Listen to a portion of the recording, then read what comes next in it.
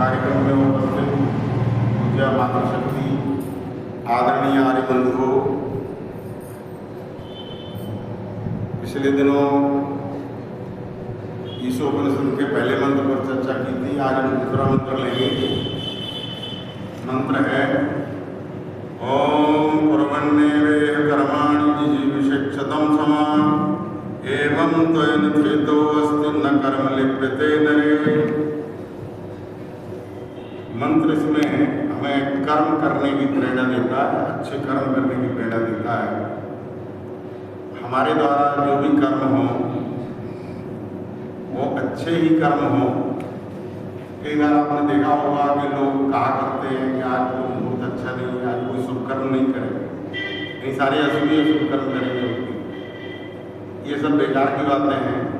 हमको हमेशा हर समय हर क्षण शुभ कर्मों में ही रहना है, हर समय। वेद मंत्र कहता है ओम कर्मण्येव कर्माणि। मनुष्य तू कर्म करते हुए 100 वर्ष और उससे अधिक भी जीने की इच्छा कर। कुर्वन्नेव कर्माणि जिजीविषेक्षतं समा एवं द्वयन थेतो अस्ति। इसके अलावा कोई रास्ता नहीं है। न कर्म लिप्यते नरे, लेकिन कर्म भी आपको बहुत सावधानी से करने हैं। कर्मों में लिप्त नहीं होना है, निष्काम भाव से कर्म करते जाना है। इसी मंत्र को आधार बना करके पूरी गीता का उपदेश है। योगीराज कृष्ण उस समय के सबसे बड़े महापुरुष थे अपने समय के। उनके बल वीर विद्या का उस समय मुकाबला नहीं था। महर्षि व्यास उस समय थे। महर्षि व्यास ने उस समय उनकी अवस्था 300 वर्ष की थी। योगीराज कृष्ण को प्रत्यक्ष देखा था और अर्जुन को भी देखा था। तो अर्जुन और कृष्ण को पात्र बना करके उन्होंने गीता का उपदेश दिया। और उसका जो एक श्लोक है कर्मण्येवाधिकारस्ते मा फलेषु कदाचन मा कर्म फलेषु मा। तो उसमें कहा गया है कि ऐ मनुष्य तू कर्म कर, फल की इच्छा से नहीं। जैसे विद्यार्थी पढ़ता है तो उसे माता पिता पहले उद्देश्य दे देते हैं कि तुझको 90% नंबर लाने हैं, 100% लाने हैं, प्रथम श्रेणी उत्तीर्ण होना है। ये बहुत गलत धारणा है। इससे विद्यार्थी को आप एक पक्षी बना रहे हो। उसको विद्यार्जन करनी, सर्वांगीण विकास करना है, उसको पूर्ण विद्वान बनना है। उसको प्रथम द्वितीय श्रेणी नहीं, फेल भी हो जाए तो कोई दिक्कत नहीं। तो कहा गया है कि कर्मण्येवाधिकारस्ते, कर्म कर और फल की इच्छा किए बिना। संसार में 3 प्रकार के कर्म हम लोग किया करते हैं। कुछ तो काम हम स्वयं करते हैं, वो मन वाणी और कर्म, मन वाणी और शरीर से करते हैं। कुछ काम जो, तो ये कर्म जो है आधार पर 3 भागों में बांटे गए। कृत कर्म, कारित कर्म और अनुमोदित कर्म।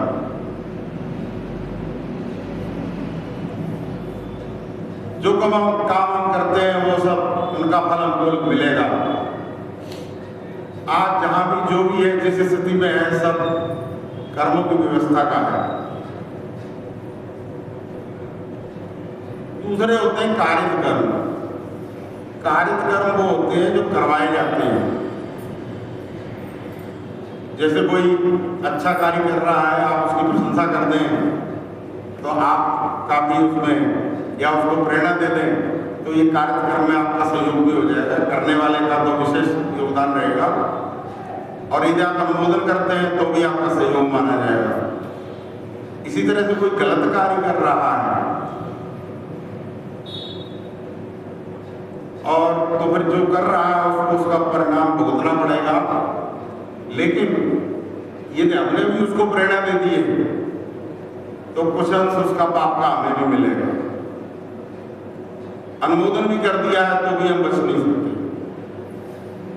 तो इस तरह से ये कर्म जो है वो 3 विभाग इनके किए गए हैं। और जो भी स्थिति है आज पूरे संसार की, हमारे देश की स्थिति के विषय में मैथिली शरणगुप्त ने कभी लिखा था, आनंद में मगन थे इस देश के वासी कभी, सुर भी तरसते थे यहाँ पर जन्म लेने को कभी। आज उसकी ये दशा संताप छाया सब कहीं, सुर क्या सुर भी अब यहाँ पर जन्म जाएंगे। ये स्थिति हो गई। आज हम ऋग्वेदांत भाषणों का भी हम अध्ययन कर रहे थे, उसमें ऋषि दयानंद कहते हैं कर्म से ज्ञान और उपासना श्रेष्ठ है। ज्ञान कर्म उपासना में इनके विषय हैं। हमने उपासना और ज्ञान को छोड़ दिया तो ज्ञान कर्म और भोग हो गए, ज्ञान कर्म और भोग। जबकि वेद का विषय था ज्ञान कर्म और उपासना।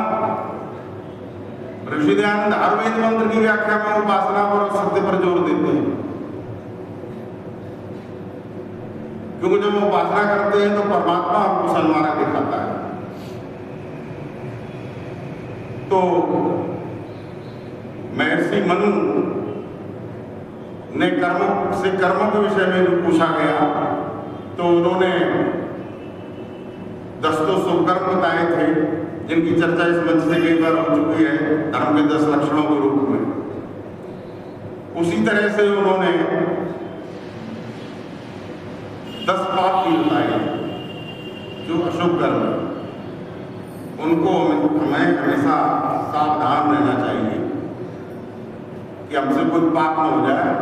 नहीं तो ये मनुष्य जन्म, जिसके विषय में गोस्वामी तुलसीदास जी लिखते हैं कि बड़े भाग मानस तन पापा, सुर दुर्लभ सब ग्रंथन गावा, यही तन कर फल विषय न भाई, स्वर्ग स्वल्प सो परत्र दुख पावा, सिर ध्वनि न बचता है, काले कर्म ईश्वर मिथ्या दोष लगा। कर्म के विषय में जब सावधान नहीं रहते हैं तो फिर बाद में हम ईश्वर तक को दोष लगा देते हैं। इसलिए महर्षि मनु ने बिल्कुल स्पष्ट बोल दिया। महर्षि मनु हमारे जो देश के बहुत बड़े बड़े ऋषि हुए हैं, जिन्होंने सन्मार्ग दिखाया है, उनमें महर्षि मनु का स्थान सबसे ऊंचा है। इन्होंने न केवल संविधान बनाया था बल्कि रास्ता भी बताया था। आज का संविधान केवल कानून बनाता है, महर्षि मनु ने बताया था हमको कैसे रहना चाहिए। महाभारत का एक प्रसंग याद आता है। महाभारत के समय महात्मा विदुर से युधिष्ठिर जी ने पूछा, क्या जी महाभारत युद्ध हो रहा है, हमारा देश तो बड़ा अच्छा रहा है पहले, युद्ध का क्या कारण रहा, थोड़ा सा हमें ये भी बताएं कि पहले समय में ये देश कैसा था, सतयुग में लोग कैसे रहा करते थे।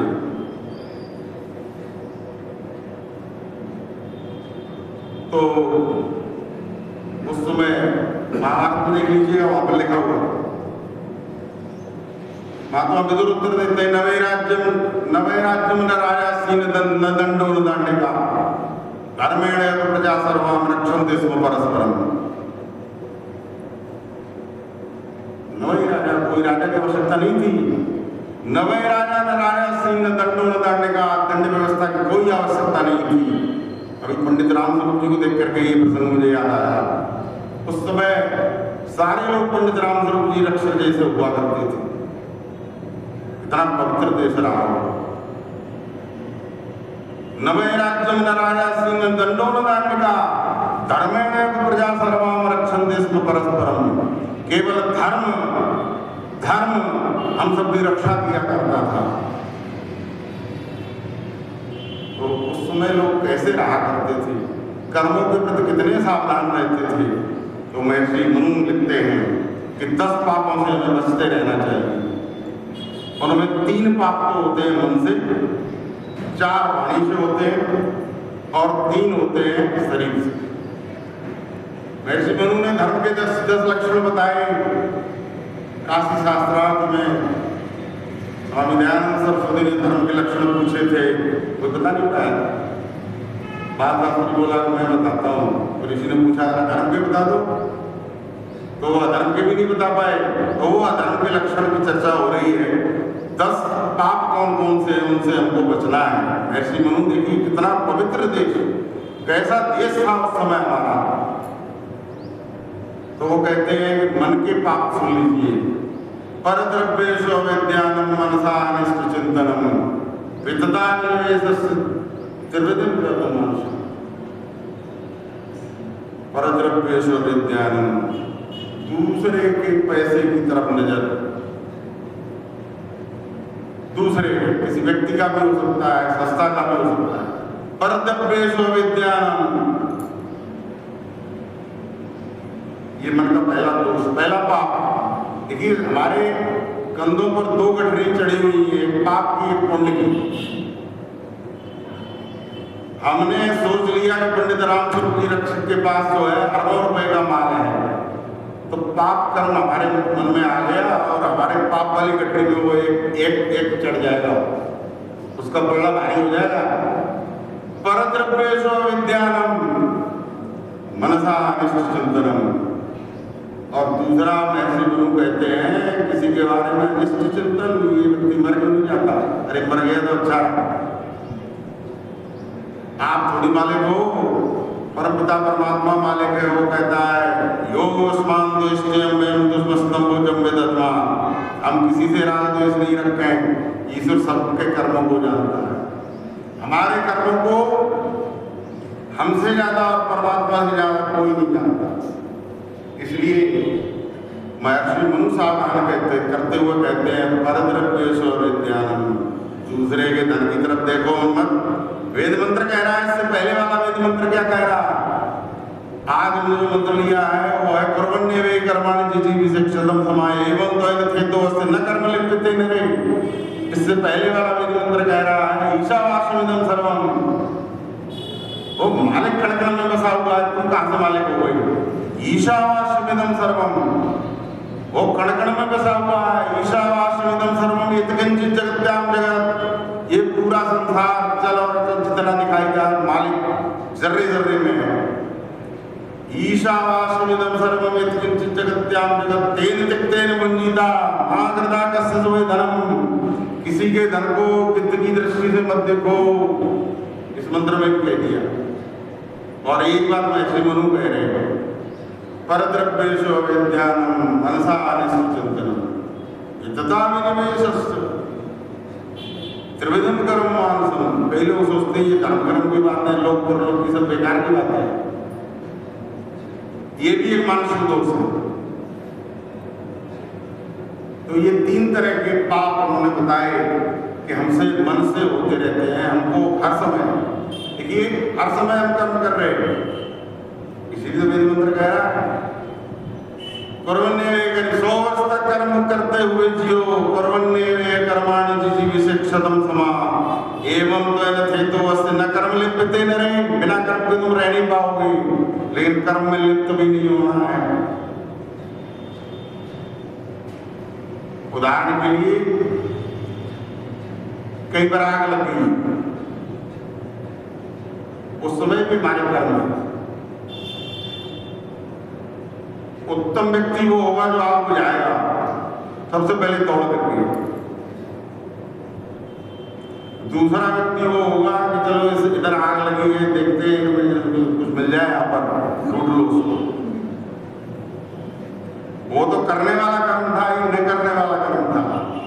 एक तीसरा कर्म और भी है, कुछ लोग देखते हुए निकल जाते हैं, अरे हमारे घर में थोड़ी लगी, हम थोड़ी बिना पाप कर रहे हैं, पुण्य कर रहे, वो भी कर्म काउंट हो रहा है। आपने आग बुझाई नहीं, आप बुझा सकते थे। आप पाप कर्म के बाद ही पाप चढ़ गया आपके ऊपर। इसलिए वेद मंत्र कह रहा है न कर्मण्येवे कर्माणि जिजीविषेक्षतम् समाः एवं त्वयं हेतोऽस्ति न कर्म लिप्यते नरे। और कोई रास्ता नहीं, कर्म तो करना पड़ेगा, लेकिन कर्म करें कैसे? महर्षि मनु कहते सावधान हो जाओ, उत्तम कर्म करो, शुभ कर्म करो, अशुभ कर्म कभी नहीं करना है। वो अशुभ कर्म आपके पाप के पलड़े को भारी करेंगे। फिर आगे कहते हैं 4 प्रकार के दोष उन्होंने, 4 प्रकार के पाप महर्षि मनु कहते हैं वाणी से भी हो जाते हैं, उसमें भी हमें सावधान रहना है। पारस्यम अनर्थम चैव शून्य में चाक सर्वशा असंबद्ध प्रलाप बाण्यम साक्षर,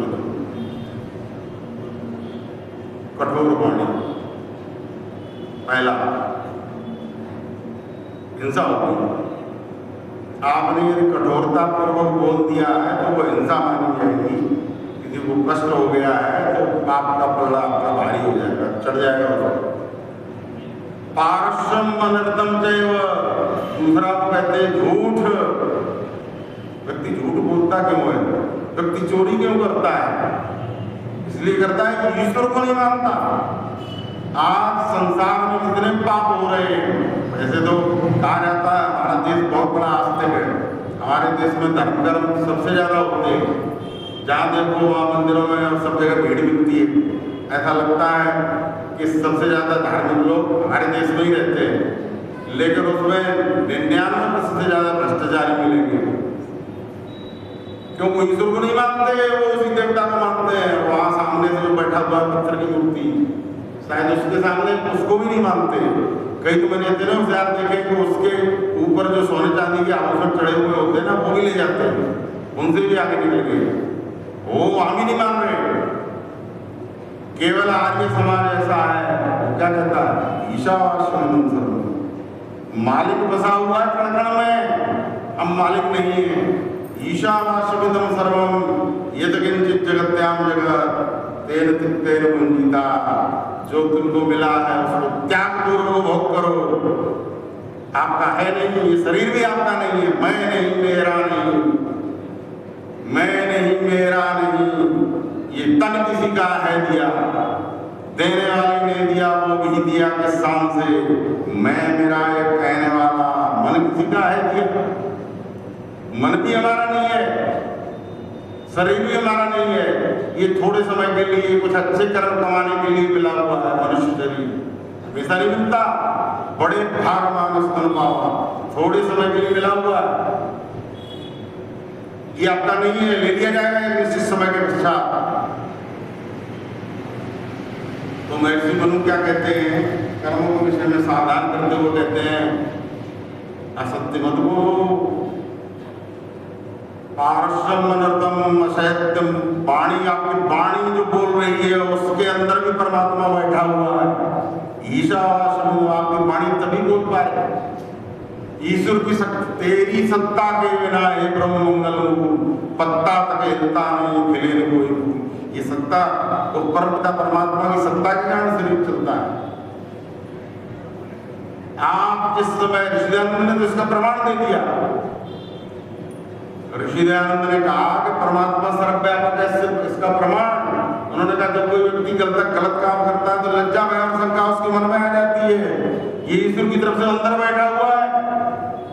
और जब अच्छे काम करता है, दान परोपकार और दूसरे अच्छे काम करता है तो उत्साह से भर जाता है। तो वो कण-कण में विराजमान। महर्षि मनु सावधान करते हैं कर्मों के विषय में। पारस्यम अनर्थम चैव, झूठ एक भी आपके खाते में नहीं चढ़े।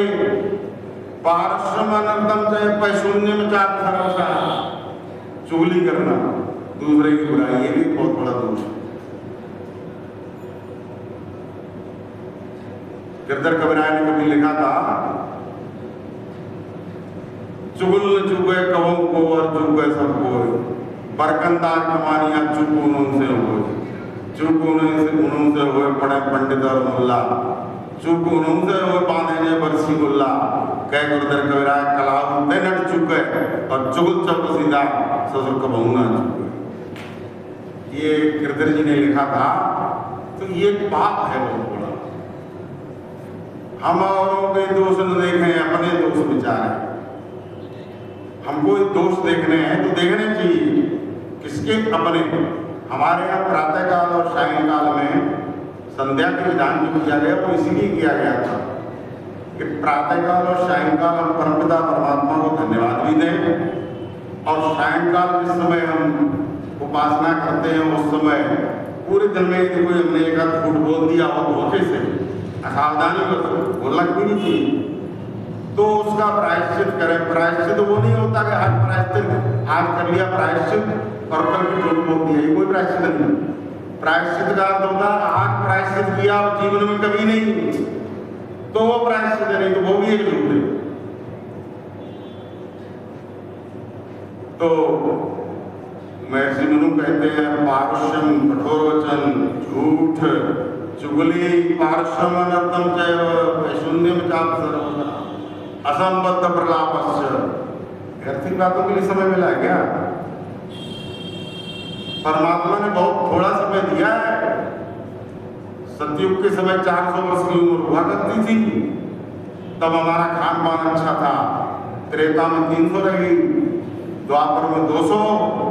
उस समय भी महर्षि व्यास जैसे तपस्वी लोग थे जिनकी 300 वर्ष की अवस्था थी, और कलयुग में उसे 100 वर्ष ही है। तो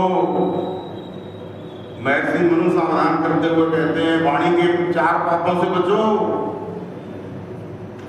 पारुष्यम अनर्थम चैव शून्यम चाप सर्वशा असंबद्ध प्रलापस्य। बेकार की गप्पे आ रहे, समय बर्बाद दूसरे का भी हो रहा है और आपका भी हो रहा है। ये पाप उस पर भी लगेगा जो गप भाग रहा है और जो सुन रहा, दोनों पाप के भागी होंगे।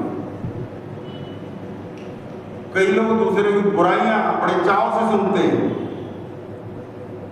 किसी को कोई प्रसंग बड़े ध्यान से सुनते हैं, ये पाप है। पाप का पड़ना भारी हो रहा है। वेद कह रहा भद्रम करने सुनिया देवा भद्रम बच्चे बात करे जत्रा। हम भद्र सुने और भद्र कहें, भगवान हमें सद्बुद्धि दो। जहाँ किसी की बुराई हो रही हो, जहाँ किसी को गाली दी जा रही हो, अभद्र शब्द बोले जा रहे हो, ना तो खुद सुने न बच्चों को सुनने दें। इस तरह के पहले जब लोग ऐसे हुआ करते थे, पंडित राम स्वरूप जी रक्षक जैसे, तब इन सब बातों के विषय में सावधान होते थे। उनसे कभी कोई पाप नहीं होता था। तब देश कैसा था, वो कहते नवे राज्य में राजा सिंह न दंडो न दंडेगा। जिसकी वस्तु जहां पड़ी है पड़ी रहेगी, किसी दरवाजे को कोई ताला नहीं होता था। पंडित जी के घर में आज भी ताला नहीं लगता है। दल्ला जी कई बार गए, ताला खुला हुआ है, घूमघाम के आगे बता रहे थे बात कोई खाई। तो इस तरह के लोग पहले हुआ करते थे। अब उन्होंने कहा कि 3 प्रकार के पाप जो है वो शरीर से भी हो जाते हैं। वाणी के पापों से बचना है हमको, और शरीर के पापों से भी बचना है। महर्षि मनु सावधान करते हैं, और जो फिर ये पाप करते हैं फिर उनके लिए फिर उन्होंने संविधान दिया है कि फिर जो है दंड व्यवस्था है। तो कहते हैं अदत्ता नाम उपादान हिंसा चैव विधानता परदारूप सेवा शारीरिक स्मृतम। अदत्ता नाम उपादान, जिस धन पर आपका अधिकार नहीं है, आपने कमाया नहीं है, उसको हाथ मत लगाओ। उसको हाथ नहीं लगा सकते, पाप हो जाएगा हाथ लगाते ही। आप मित्र के भी घर गए हैं, उसका मोबाइल भी उठा के आप देखने लग गए, ये मोबाइल तो शायद अच्छा है, इतना अच्छा मेरे पास होना चाहिए, आप हो गए। अदत्ता नाम उपादान, इसकी कोकी तो बहुत अच्छी है। महर्षि मनु कहते हैं नहीं, महागणा का सदवे धर्म, किसी के धन को लालच की दृष्टि से मत देखो, पाप हो जाएगा। अदत्ता नाम उपादानम, जिस धन को आपने पैदा, आज तो पाप कराए जा रहे हैं। एक के कारण 2 फ्री, ये खरीदोगे तो 2 फ्री। याद रखना दुनिया में कुछ भी फ्री नहीं है, ये मूर्ख बनाने वाली बातें हैं, कुछ भी फ्री नहीं है। मैं यहाँ पर बोल रहा हूँ, ये जो उपदेश आप लोगों तक जा रहा है, ये भी फ्री नहीं है। आज समाज में पंखे भी चल रहे हैं, और आप लोग यदि मैं बोल रहा हूँ तो मेरी तरफ से पुण्य हो रहा है, और आप लोग सुनने तक अपने तक ही रखेंगे तो ज़्यादा लाभ नहीं होगा। इसको फैलाओगे तब आपका भी पुण्य हो जाएगा। दल्ला जी से मैंने 1 गिलास पानी मांगा, उन्होंने दे दिया। इनका तो पुण्य हो गया, हमारा पुण्य घट गया। जिस दिन हम इनको पानी पिला देंगे अथवा इनके जैसे 2-4 को और पिलाएंगे, तब कुछ पुण्य बढ़ेगा। सेवा ये जब किसी से लेते हैं, यदि सेवा लेते हैं तो हम पाप के भागी बन रहे हैं, सेवा देते हैं तो पुण्य कर रहे हैं। तो इन सब मामलों में हमको इसलिए सेवा से नहीं मुक्ति होती है। महर्षि दयानंद से पूछा कि हमको तो कुछ नहीं आता, क्या करेंगे? उन्होंने कहा आप जो कर रहे हो उसको ईमानदारी से करो। आप झाड़ू लगाते हो, बड़ी ईमानदारी से लगाओ, आपका तो पुण्य होता जाएगा। दूसरे अब जैसे ये दल्ला जी सबको पानी पिलाएंगे तो पुण्य होगा, हम लोग पीते जा रहे थे, हमारा पुण्य घट रहा। जिस दिन इनके गिलास खत्म हो जाएगा पानी नहीं मिलेगा। एक व्यक्ति के घर के बाहर नल पानी सुबह आया 4-5 बजे फैल रहा, मैंने घंटी बजाई, आज पानी फैल रहा है। बोले आपका थोड़ी फैल रहा है। मैंने मन में सोचा आपके खाते से तो कट रहा। जिस दिन आपके खाते से पानी पूरा हो जाएगा, उस दिन आपको पीने को भी पानी मिलेगा नहीं, नहाने को भी। पंडित राम सिंह जी रक्षक कई बार कहा करते हैं, एक बाल्टी मेरे से बोले 1 बाल्टी पानी से नहाया करो। मैंने कहा एक बार 5 बजे हमारे मोहल्ले में आ जाना, आपको दिखा देंगी नदियाँ बहती हैं, लोग तो पानी बहा रहे हैं, आप हमको 1 बाल्टी और दे दे। मानते नहीं लोग। दूसरे को कहा तो वो कह रहा नाली में जाना, आपका क्या कर रहा। ये सब पाप हो रहा है। प्राचीन समय में लोग प्रकृति के प्रति भी सावधान रहा करते थे, कोई गलत काम होता ही नहीं था। हम प्रकृति का उतना ही दोहन करते थे जितनी हमको आवश्यकता होती थी। अदत्ता नाम हिंसा चैवा विधानता। महर्षि मनु कहते हैं जिस पर आपका अधिकार नहीं हाथ मत लगाओ, मित्र के घर जाकर के भी। हिंसा चैवा विधानता, वो कितनी बड़ी बात कह दी। हिंसा आपको विधान का ध्यान रखना है, यानी विधान के तहत हिंसा करनी है आपको। विधान क्या है? एक बच्चा पढ़ रहा है, महर्षि दयानंद पढ़ रहे गुरु विद्यानंद जी के आश्रम में, गुरु जी ने लाठी चढ़ दी उनको। ये हिंसा नहीं है, सुधार के लिए ऋषि दयानंद जैसा ऋषि मिला। यहाँ पर विधान है ऋषि मनु का, हिंसा चैवा विधानता। गुरु जी पढ़ा रहे हैं, बालक ध्यान नहीं दे रहा है तो बालक को थप्पड़ लगा ही ना सकते हैं, गुरु का अधिकार। डॉक्टर जो है चीर फाड़ करता है, वो ये सोचे कि हिंसा हो जाएगी तो मरीज ठीक नहीं होगा, वह विधान है। एक व्यक्ति ने आतंक मचा रखा है, जज ने जो है फैसला दे दिया इसको फांसी होगी, या जज पापी नहीं है, ऐसी हिंसा का विधान है। इसलिए महर्षि मनु क्या कहते हैं? अदत्ता नाम उपादानम हिंसा चैवा विधानता। विधान के तहत हिंसा हो, संविधान के तहत, और वैसे हुई तो पाप लगेगा शरीर से। परदानव सेवा शारीरिक गतिविधि में स्मृतम। व्यभिचार करोगे तो ये भी एक शारीरिक बहुत बड़ा दोष है। रावण का नाश क्यों हुआ? सीता का हरण किया उसने। उस समय मामा मारीच कह रहा था, राधेश्याम रामायण में लिखा है, अच्छे कर्मों में देर न हो कर ही डालो अच्छा है, पर बुरे काम को जैसे हो जितना भी डालो अच्छा है। अच्छे कामों के करने से घर में प्रकाश हो जाता है, पर नारी घर में लाने से घर का विनाश हो जाता है। ये उस समय रोका था, नहीं माना।